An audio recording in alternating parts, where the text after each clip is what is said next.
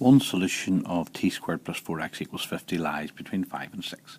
Use the method of trial improvement to find the solution correct to one decimal place. Show all your working.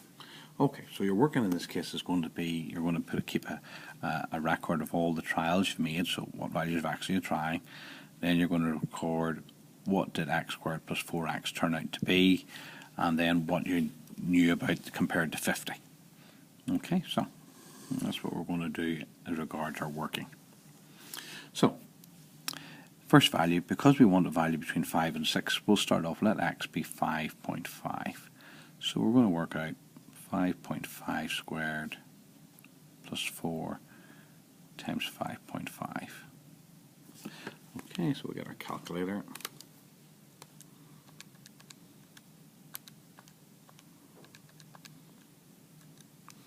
And it turns out to be 52.25. Which is too big. So we're going to try a smaller value, 5.4. Now we don't leave one decimal place until we get one that's too big and one that's too small either side each other. So we'll go with 5.4.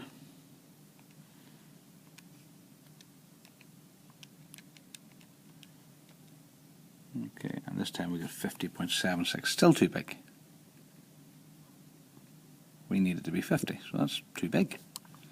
And we try 5.3. So we were 5.3 squared plus 4 times 5.3.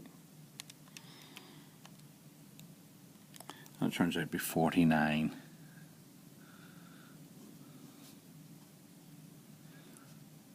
This is what they mean by showing you're working out.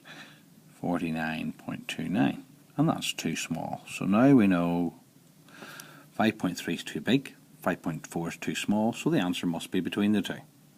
But we need which one is it closer to, because we've got to round either up to 5.4 or down to 5.3. And the way to try that out is find the midpoint and use it. So 5.35.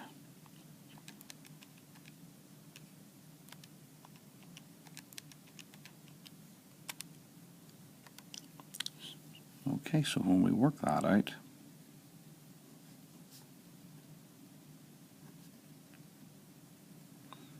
we get 50.0225, so it's too big.